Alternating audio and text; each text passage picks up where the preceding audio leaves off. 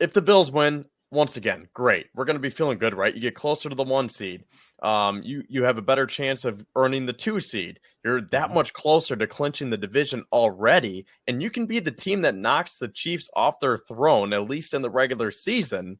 But if they lose, it's not the end of the world because they still have a very comfortable lead for the division. They can still get the 2 seed or maybe the 3, the 4, like whatever they do, it just comes down to January for me. So that's why I don't want to put too much weight into this game. I guess that's the question. How much weight are you putting into this game? On a scale of 1 to 10, with 10 being like, oh my God, this game is so important. We need to win. If we lose, I'm going to be so upset. And 1 is like, nah, like, God, I really don't care. Because I think I'm probably like a 6, 6.5. Yeah, I would reserve a 1 for like when they play New England at the end of the year. That's like a 1. Most likely. Okay. It could be different based on if they really have a chance at the 1. I don't know if they will, but that'll probably be what I would consider a 1 game at this stage, that New England game, unless the 1 is on the line.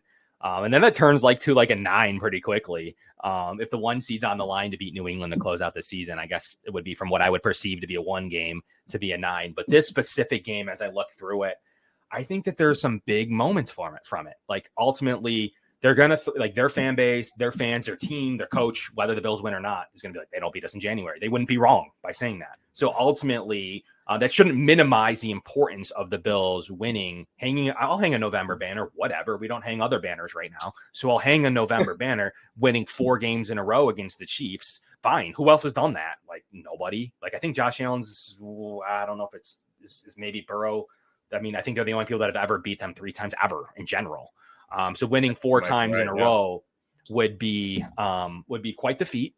I don't care if it's the regular season. The Bills are going to continue to put themselves in a situation to one of these years, whether Mahomes is a lot better than Josh or they're even, or he's only a little bit better. It doesn't really matter. One of these years, after enough cracks at it, that team wins. Look at what Peyton Manning was able to do middle to later on in his career against Tom Brady. Eventually it flips, even if it's a short-term flip or a 1-game flip.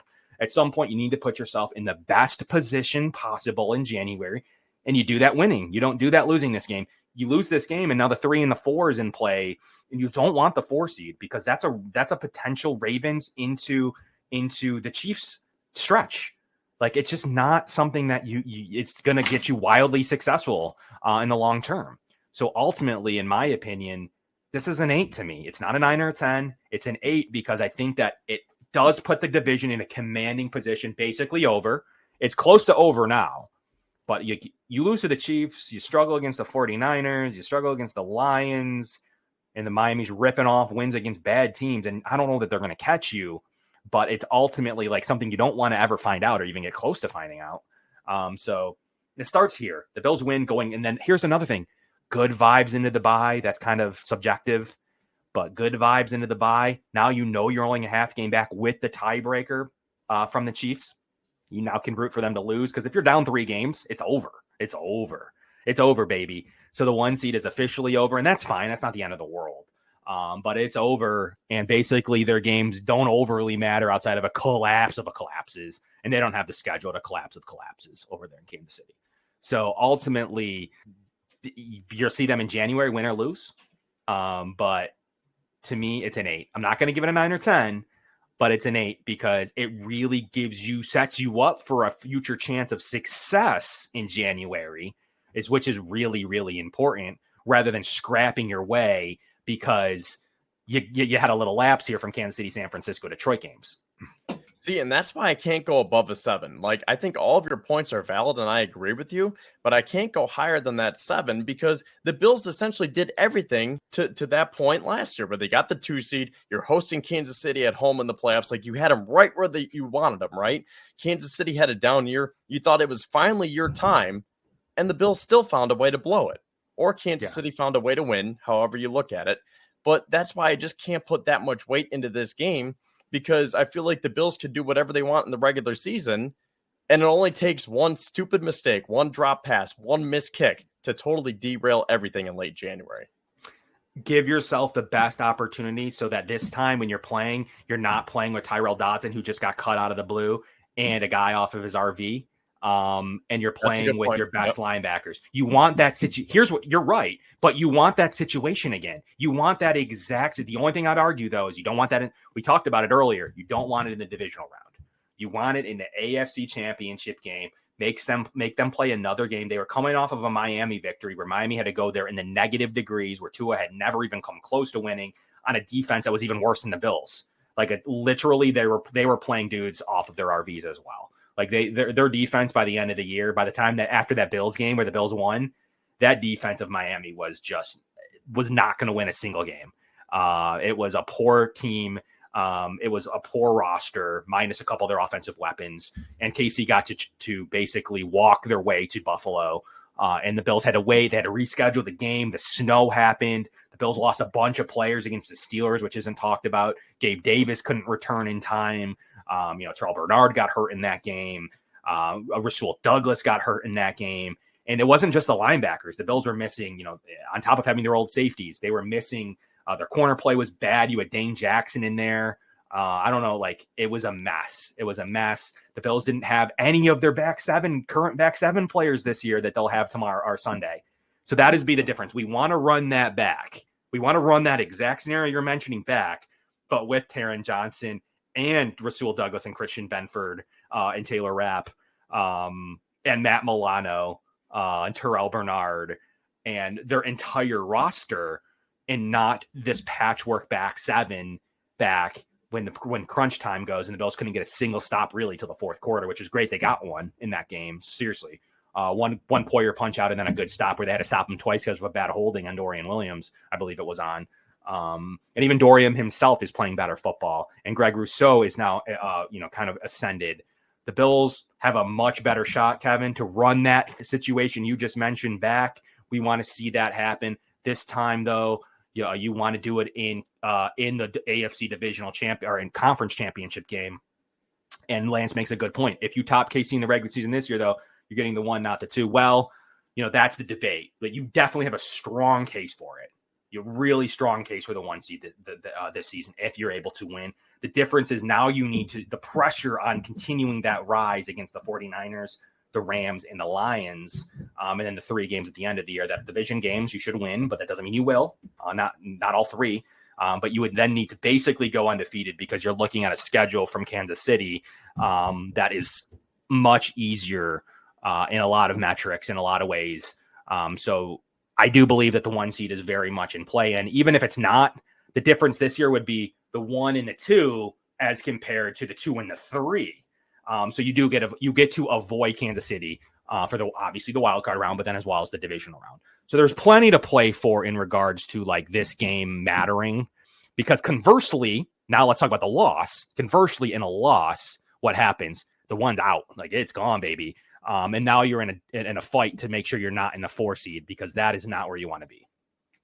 And again, I agree with your take specifically about how you want to run it back with that same scenario as last year. You want to be healthy, right? So you're not calling AJ Klein to come out of his RV again. But just to play devil's advocate, the Bills were almost totally healthy a few years ago, and 13 seconds happened. Josh Allen played the game of his life. They did everything they possibly could, and they still found a way to lose. So that's why, as much as I want to say, yeah, run it back, we want to give ourselves the best opportunity possible, there's still that part of me that says, I don't care, just get it done in January. I could care less what happens in November and December, because all I care about is January and February. I think what's interesting, too, is you had a blunder of epic proportions in 13 seconds where the Bills felt like they called a squib kick that would have ran some time off the clock. It didn't get called into Tyler Bass. Whoever you want to blame in that scenario is up to you. You want to blame the coach, you want to blame the special teams coordinator. It doesn't really matter. You want to blame Leslie Frazier for his defense. He has, since admitted that it was him calling the plays, and there's no bad blood between him and Sean McDermott, as we saw from the articles. The Bills actually wanted to keep Leslie Frazier. He was the one that wanted to move on. So, but ultimately, you're right. But I don't know that's what I mean, though. Keep running it back. Ultimately, 13 seconds, bad defensive performance with no defensive players. Where I actually thought the Bills played pretty well last year. I mean, Mahomes. For what they brought on the field last year, I thought that they had a really gritty effort, and one where it came down to the wire where he hits Khalil Shakir and more a really entrenched Khalil Shakir now and doesn't get barely touched by Chris Jones. And we could be talking about something different. So run that back. It doesn't matter. They won't have to play in the divisional round, though. And ultimately winning this weekend almost clinches that you don't have to see them anyways. Give them a tough game in Arrowhead against whoever. You want to avoid the 4-5 for a reason, because it could be the Houston versus Baltimore. Like, that's a game you want no part of. And the winner of that would then have to go to Arrowhead. That's what I'm talking about. That's the kind of game I want to give the Kansas City Chiefs in the divisional round. Meanwhile, where you could maybe see like a Steelers in the divisional round, not an easy game by any stretch, but still a path that may work out differently for you if that's the way that it rolls. So there's a lot to be done. Get it to January in the best possible position. Winning this weekend does it. Losing gives you a fight for all of this. Really, where you're now in danger of now the 3 and the 4 seeds being a realistic possibility if you lose. So it definitely makes your path extremely harder, to where not only is your wild card game harder with a loss, your divisional round game is going to be harder with a loss. And at some point that matters. The Bills can go all out this weekend. Here's why. They have a bye next week. Their team's coming back healthy. I would like to see them push Amari Cooper. Sean McDermott seems frustrated by Amari Cooper. Do you get that vibe?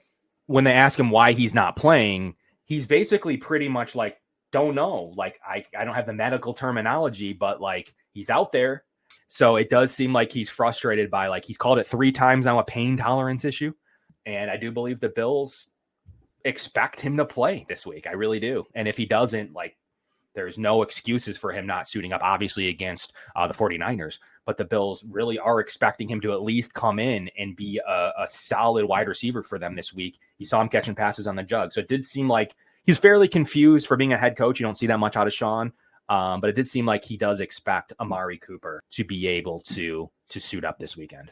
Yeah, I didn't see his press conference today, so I'll have to go back and watch. But I think that is kind of curious, because it seemed like he was trending towards playing last week, and then ultimately he didn't.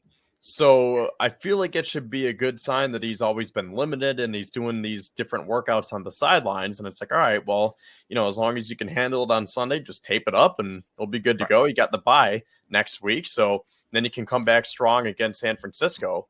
But then, like last week, you see the inactives and it's like, oh, Cooper's down again. I thought he was just going to give it a go, So when you call it a pain tolerance thing, that means you've been cleared, meaning that you're able to play. Like, it's up to your pain tolerance. And at some point, the Bills probably expect some level of, like, you've been cleared. You've got a protective brace or cast on underneath it. We're expecting you to go out there, especially in this game, and then you're going to get a week off anyways to rest it again.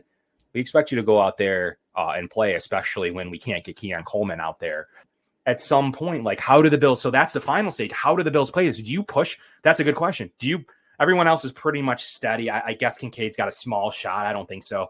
Do you push? The one that's right there is Cooper. Do you push Cooper to play in this game, or do you add him to the list of guys that'll just be back for the 49ers? How do you approach this with knowing the buys there and knowing you're going to be super healthy in 2 weeks? Does that mean that you push him more, or does that mean, you know what, we're going to add him into the bucket with the others? We'll see him on December 1st as well. Well, I mean, this ties in with our previous conversation. Like, how much weight do you put into this game? Because if you put a lot of weight into it, you're going to want to push these guys and say, look, Amari, we really need you. But if you don't put that much weight in, you say, you know what? Let's just take it into the bye. And then if we see these guys in January, so be it. And really, that could be a good thing for the Bills, because let's just say they're down without their top 3 pass catchers. They have no Amari Cooper, no Keon Coleman, and no Dalton Kincaid. They have no Devon Smoot, no Dwayne Carter. Obviously, no Matt Milano.